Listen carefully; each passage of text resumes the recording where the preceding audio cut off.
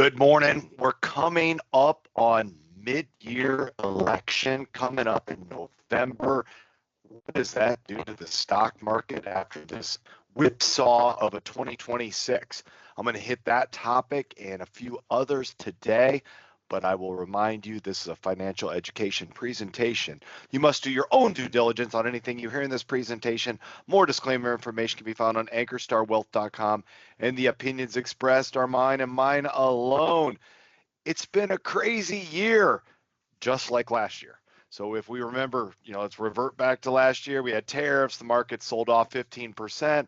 By the end of the year, the market was up over 20%, which means that's like a 35% turnaround.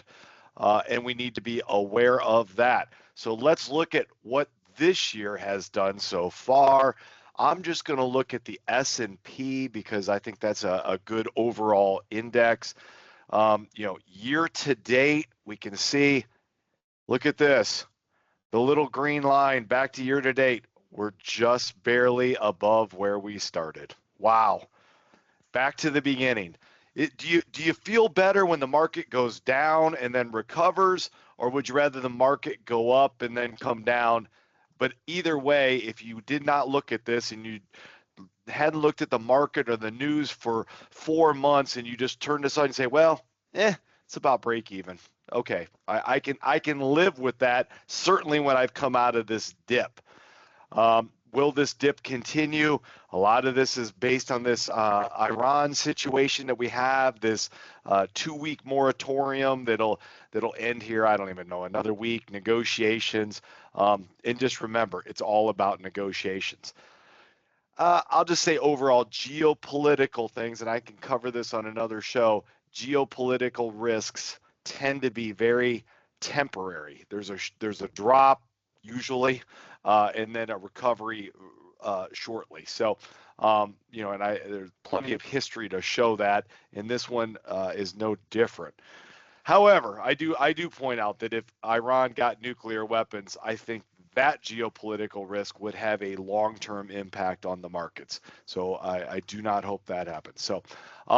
So let's get to something else that's more interesting. And we're in a time before we get right into the heart of it, because we got like 6 or 7 more months, but mid-year or midterm elections. And I thought I would review, and these graphs come here from First Trust, so thank you to them for producing this, but how does the market perform in different election year cycles?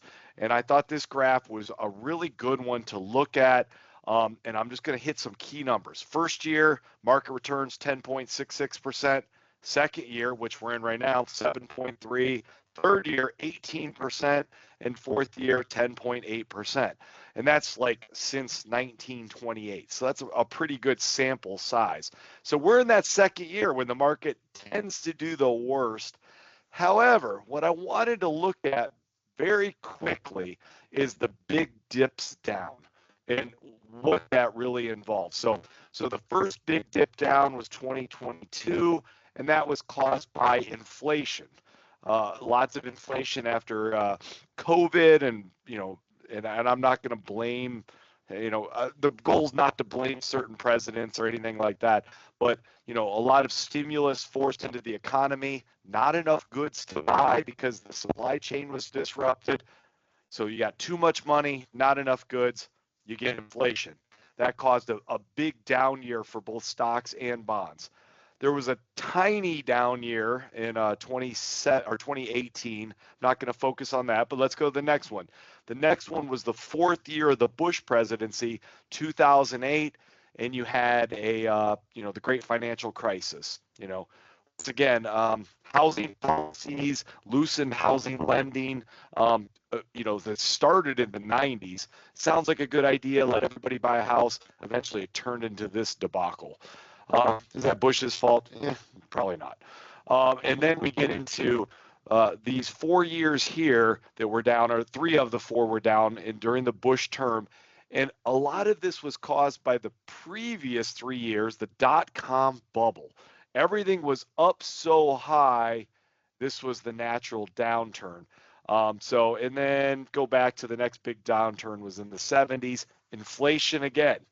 So I don't know if you caught that. Some of the key things are caused by inflation. And that is something that we're dealing with this year. So a warning sign that inflation, not geopolitical risk, but inflation can cause this. So one of the things, we all want lower interest rates on houses. I don't think anybody's like, oh, I don't want that. It causes house prices to go up, which we all like, and we like getting, more house for our dollar, et cetera, et cetera. But with inflation as a possibility, the Fed could possibly, at one point we thought maybe they'd reduce the rates further. I think that's totally on hold, but they could increase it to keep inflation in line. So this is and then on the presidential side here. So, another thing is, whether you're Republican, Democrat, it doesn't really matter, because I've said before, it doesn't matter whether you're blue or red. We're trying to make you green. So, but right now we have a Republican president. So let's just focus on that side. We have a Republican president. And when you have a Republican Congress, the average return is 11%. If you have a Democratic Congress, 7.5, and split, look at that. I want to split. Like for return on investment, for ROI, for investing, split is the best option within that. So are we going to have a split Congress? Well, let me go to the election betting odds, because I knew you were going to ask that next. So I actually like this website. It's election betting odds. John Stossel's the name that I remember, because he was on, I don't know, one of those shows about, research and consumers and that. So what this is they take multiple different websites that allow you to bet on different events. So the people that this data comes from are putting their money in. I do not do this.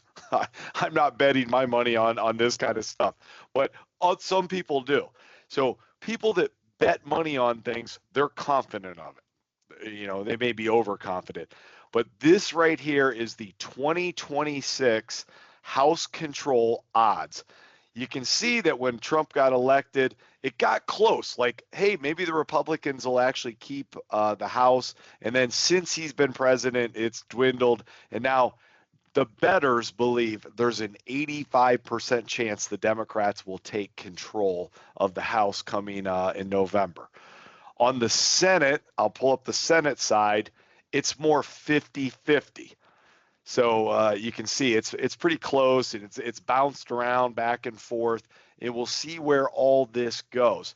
But just remember, if this is split, which it really looks like the House will definitely go Democrat, that's the optimal market return situation. I know politically you may disagree with that. Like, I don't want that.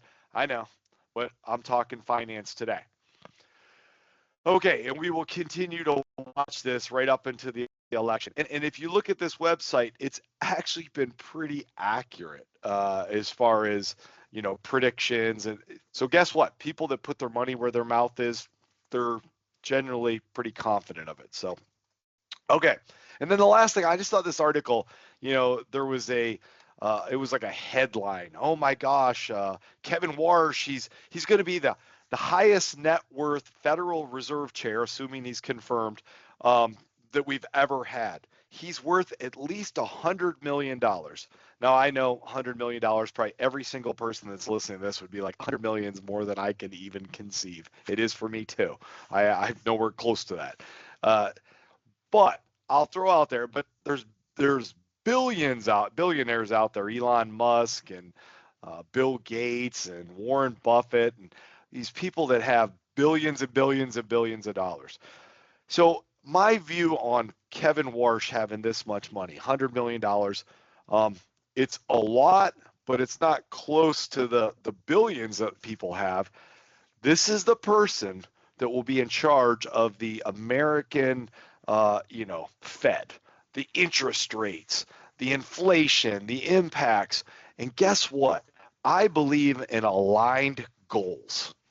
If this guy was worth $100,000 or $10, I would be kind of nervous then maybe he doesn't really know much about finance. That he he certainly doesn't know how to invest or save money.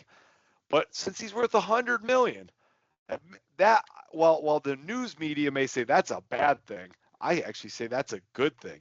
That means his goals are aligned with ours as investors. I cannot believe he's going to come in and be like, and I'm sure it'll be his 100 million will be put away and managed that he does not get to see what it's invested in. Otherwise, he could have a conflict of interest. But I think he knows that if the market goes up, his 100 million goes up. And I like when people's goals are aligned with ours as investors. So, anyways, I see this as a good thing. I know some people are like, what? He's got 100 million. I mean, even if he took his 100 million and tried to pay down the US debt, it'd be a dip. I mean, it wouldn't even touch it. So let's not worry too much about that amount.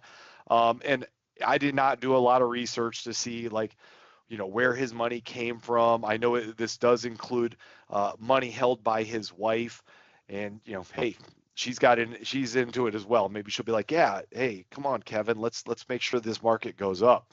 So, anyways, just pointing this out there. Sometimes when people say this is bad news, it actually is good. So with that, I will close it out and we will continue. Markets today so far barely up, nothing exciting, at least at 8:30 in the morning. Thanks everybody. Have a great day.